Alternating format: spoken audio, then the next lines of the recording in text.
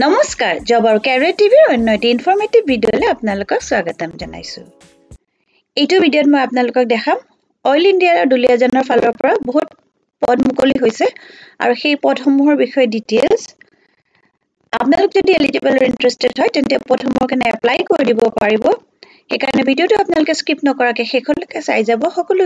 Details মই step বাই step আপোনালোকক দেখাই যাম। স্ক্ৰীনত এখন অইল ইণ্ডিয়া লিমিটেডৰ অফিচিয়েল ৱেবছাইট হয় আৰু ইয়াতে ভেকেন্সি সমূহৰ বিষয়ে ডিটেইলছ আহিছে।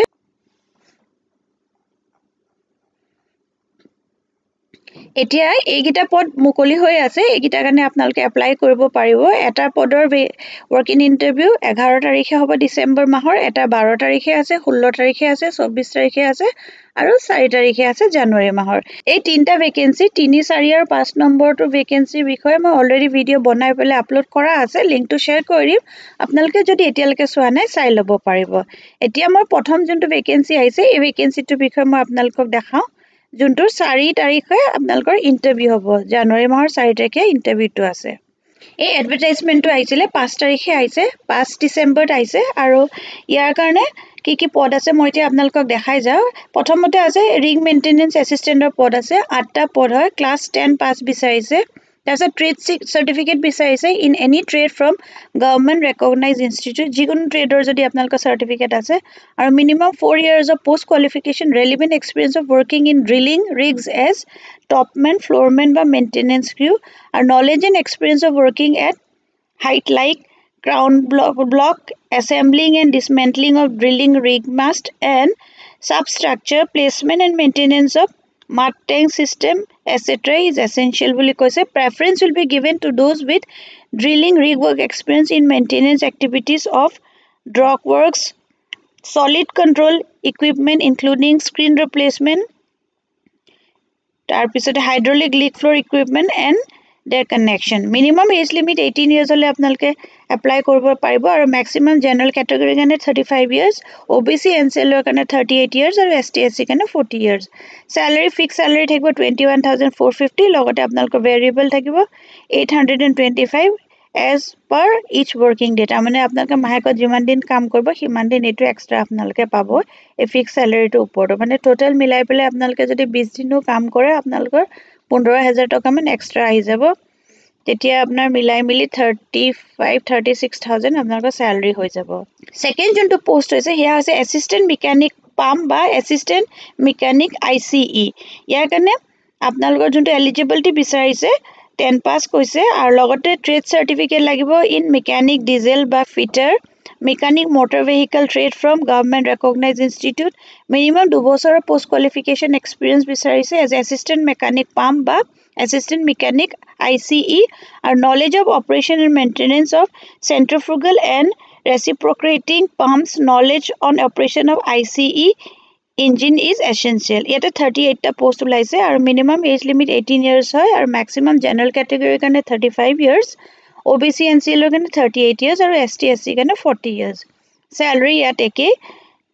21,450 ফিক্স চেলাৰী, লগতে 825 ভেৰিয়েবল চেলাৰী পাব আপোনালোকে। এই পোষ্টসমূহ আনৰিজাৰ্ভ কেটেগৰী আৰু ৰিজাৰ্ভ কেটেগৰীৰ কাৰণেও আছে। ইয়াতে দিয়া আছে ব্ৰেকআপটো, এইখিনি আপোনালোকে এবাৰ চাই ল'ব। 6 মাহৰ কাৰণে এইটো কন্ট্ৰেকচুৱেল বেচিছ হয় আৰু তাৰপিছতে কৈছে এবছৰলৈকে এইটো এক্সটেণ্ড হ'ব বুলি। আৰু এই পোষ্টকেইটাৰ কাৰণে আপোনালোকৰ ৱৰ্ক ইন ইণ্টাৰভিউ হ'ব। আপোনালোকে ডাইৰেক্ট ৱৰ্ক ইন ইণ্টাৰভিউৰ কাৰণে যাব লাগিব। যিখিনি ডকুমেণ্টছ আৰু এখন ফৰ্ম আছে সেইখন লাষ্টৰ ফালে দিয়া আছে এডভাৰটাইজমেণ্টটো, সেইটো মই আপোনালোকক দেখাই দিম, সেইখন আপোনালোকে ফিল কৰি লৈ যাব লাগিব। ৰিগ মেইনটেনেন্স এছিষ্টেণ্টৰ কাৰণে 16 ডিচেম্বৰত হ'ব, 7টা পৰা 9টা বজাৰ ভিতৰত আপোনালোকৰ ৰেজিষ্ট্ৰেশ্যন প্ৰচেছটো হ'ব। ৰেজিষ্ট্ৰেশ্যন প্ৰচেছ মানে আপোনালোকে এপ্লিকেশ্যনখন ফিল কৰি লৈ যাব লাগিব, লগত আপোনালোকৰ সকলো ডকুমেণ্টছৰ এটেষ্টেড কৰিব লাগিব, সেলফ এটেষ্টেড ফটোকপি কৰি পেলাই সেইখিনি তাত ছাবমিট কৰি পেলাই আপোনালোকে নাম চাম লিখাই তাৰপিছতে আপোনালোকৰ ইণ্টাৰভিউ প্ৰচেছটো 10টা বজাৰ পিছত হ'ব। আৰু এইটো হ'ব 5th floor oil human resource office Duliajan. আৰু তাৰপিছতে যোনকেইটা এছিষ্টেণ্ট মেকানিক পাম্প বা এছিষ্টেণ্ট মেকানিক ICE পোষ্ট আছে সেইকেইটা 18 তাৰিখে আছে। প্ৰচেছটো একে, 7টা পৰা 9টা বজাৰ ভিতৰত ৰেজিষ্ট্ৰেশ্যন হ'ব আৰু তাৰপিছতে ইণ্টাৰভিউ হ'ব। দুলিয়াজান ক্লাবত হ'ব, দুলিয়াজান ক্লাব অডিটৰিয়াম যোনটো আছে তাত হ'ব এইকেইটা পোষ্টৰ কাৰণে ইণ্টাৰভিউ। আপোনালোকে 7টা বা 9টা বজাৰ ভিতৰত সকলোখিনি ডকুমেন্টস লৈ পেলাই আপোনালোকে তাত গৈ পেলাই ৰেজিষ্ট্ৰেচনটো কৰি ল'ব লাগিব ইয়াতে কি লাগিব কৈ দিছে এখন ৰিসেন্ট পাসপোর্ট কালার ফটোগ্রাফ লাগিব original and self attested photocopy of documents certificates testimonials এখিনি লাগিব admit card marksheet pass certificate of class 10 তাৰ পিছতে আপোনালোকৰ work experience trade certificate employment এক্সচেঞ্জৰ এখিনি নো অবজেকশন আগতে আপোনালোকে যদি ক'বাত কাম কৰি আছে নো অবজেকশন সাৰ্টিফিকেট এই সকলোখিনি ডকুমেন্টস আপোনালোকে ফটোকপি কৰি পেলাই সেলফ অ্যাটেস্ট কৰি লৈ যাব লাগিব আৰু লগতে অৰিজিনাল ডকুমেন্ট সমূহ আৰু এখিনি টাৰ্মছ এণ্ড কন্ডিশনছ হয় এখিনি এবাৰ আপোনালোকে পঢ়ি চাব গুটেখিনি মই কৈ নিদো আৰু এখন হৈছে এপ্লিকেশন ফৰ্মখন এখন আপোনালোকে এইটো ডাউনলোড কৰি পেলাই প্ৰিন্ট আউট উলাই ল'ব প্ৰিন্ট আউট উলাই পেলাই এখন ফিল কৰি ল'ব পাৰিব লিংকটো মই শেয়াৰ কৰি দিম আপোনালোকে তাত ক্লিক কৰি পেলাই পিডিএফ খন পাই যাব আৰু তাৰ পৰা আপোনালোকে এখন উলাই পেলাই প্ৰিন্ট আউট উলাই পেলাই ইন্টাৰভিউ কাৰণে ফৰ্মখন ফিল আপ কৰি লৈ যাব পাৰিব লগতে এখিনি এনক্লোজ কৰি দিব date of birth category proof address proof educational qualification proof work experience certificate আৰু any other তো ইয়াতে ভালে সংখ্যক পোষ্ট আছে এইখিনি কাৰণে যদি আপোনালোকৰ এলিজিবিলিটি মিলে তেতিয়া হলে আপোনালোকে এপ্লাই কৰি দিব পাৰিব ইয়াৰ পিছত নেক্সট যোনকিটা ভ্যাকেন্সি আছে সেইকিটা হৈছে ইলেক্ট্ৰিক্যাল টেকনিশিয়ান 9টা পোষ্ট আছে 10 পাস কৰিব লাগিব লগত আইটিআই বিচাৰিছে ইলেক্ট্ৰিচিয়ানৰ 2 বছৰীয়া from a government recognized board by university or valid electrical permit workman part 1 আৰু 2 থাকিব লাগিব minimum 20 বছৰ maximum general category কাৰণে 35 বছৰ ST SC হলে 40 বছৰ OBC NCL হলে 38 years 21400 টকা ফিক্স পে থাকিব লগত 425 টকাকে ভেৰিয়েবল থাকিব আৰু এটা আইছে হেয়া আছে মেকানিক্যাল টেকনিশিয়ানৰ 8টা পোষ্ট আছে 10 পাস হ'ব লাগিব তাৰ পিছত ITI from SCVT বা NCVT হ'ব লাগিব ষ্টেট কাউন্সিল বা ন্যাশনাল কাউন্সিল ভোকেশনাল ট্ৰেইনিং আৰু এটো হ'ব in the trade of fitter diesel mechanic engineer আৰু মেকানিক মটৰ ভেহিকলৰ আইছে age limit 20 years minimum 35 years maximum হ'ব জেনাৰেল ক্যাটেগৰি কাৰণে ST SC হলে 40 OBC NCL হলে 38 years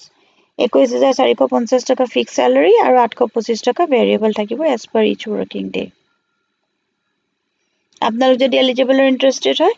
তেন্তে এইগিটা এড্ৰেছত আপোনালোকে ইন্টাৰভিউ কাৰণে যাব লাগিব 9 তাৰিখে আছে এটা 7টা পৰা 9টা বজাৰ ভিতৰত ৰেজিষ্ট্ৰেচন হ'ব আৰু তাৰ পিছত ইন্টাৰভিউটো হ'ব Luit park club pipeline headquarters oil India limited Udayan Vihar Narengi Guwahati আৰু কন্ট্ৰাকচুৱেল যোনটো মেকানিক্যাল টেকনিশিয়ান হয় তাৰ কাৰণে 11 তাৰিখে ইন্টাৰভিউ হ'ব 7টা বা 9টা বজাৰ ভিতৰত আৰু একে এড্ৰেছত আপোনালোকে যাব লাগিব ইয়াতে তলত ফৰ্মখন দিয়া আছে এইখন আপোনালোকে ফিল কৰি লৈ যাব লাগিব লগত যিখিনি ডকুমেন্টস মেনশন কৰা আছে এইখিনি ডকুমেন্টস আপোনালোকে এনক্লোজ কৰি দিব লাগিব আৰু বাকি যিখিনি ডকুমেন্টস মেনশন কৰা আছে সেইখিনি আপোনালোকে ফটোকপি কৰি পেলাই সেলফ অ্যাটেস্ট কৰি ল'ব লাগিব আৰু তাৰ পিছত অৰিজিনাল খিনি লৈ যাব লাগিব তাতে দেখাব লাগিব পাসপোৰ্ট সাইজ ফটোগ্ৰাফ এইখিনি ৰুলস এণ্ড ৰেগুলেশনস আৰু ইন্টাৰভিউ কাৰণে কি ডকুমেন্টস লাগিব এইখিনি আপোনালোকে এবাৰ পঢ়ি চাই ল'ব ইয়াৰ কাৰণে যদি আপোনালোকৰ এলিজিবিলিটি মিলে তেন্তে আপোনালোকে এপ্লাই কৰি দিব পাৰিব ইয়াৰ পিছত নেক্সট যোনকিটা ভ্যাকেন্সি আছে সেইকিটা হৈছে কেমিষ্টৰ আছে আৰু জিঅলজিষ্টৰ পোষ্ট আছে কেমিষ্টৰ কাৰণে পোষ্ট গ্ৰেজুৱেট ইন কেমিষ্ট্ৰি বিচাৰিছে 2 বছৰীয়া বা বিটেক হ'ব লাগিব chemical petroleum mechanical engineering from a government recognized institute বা university আৰু কৈছে post qualification work experience of 2 বছৰ লাগিব বুলি কৈছে in preparation maintenance supply of water based drilling fluid in drilling well age limit minimum 24 years আৰু 50 years লৈকে হ'ব age of মানে যোনদিনা ইন্টাৰভিউ আছে সেইদিনাৰ যদি 50 years আপোনালোকৰ কমপ্লিট হৈছে মানে 50 years ভিতৰত হয় তেতিয়া হলে আপোনালোকে এলিজিবল হ'ব 70000 per month salary হ'ব আৰু নেক্সট যোনটো জিঅলজিষ্টৰ পোষ্ট আছে তাৰ কাৰণে পোষ্ট গ্ৰেজুৱেট ইন জিঅলজি বা applied geology of 2 years duration a minimum 3 years of post qualification work experience বিচাৰিছে well site geologist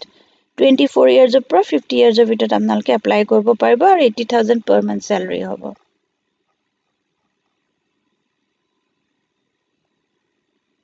এইখিনি এবাৰ আপোনালোকে পঢ়ি চাই ল'ব work in interview কাৰণে কৈছে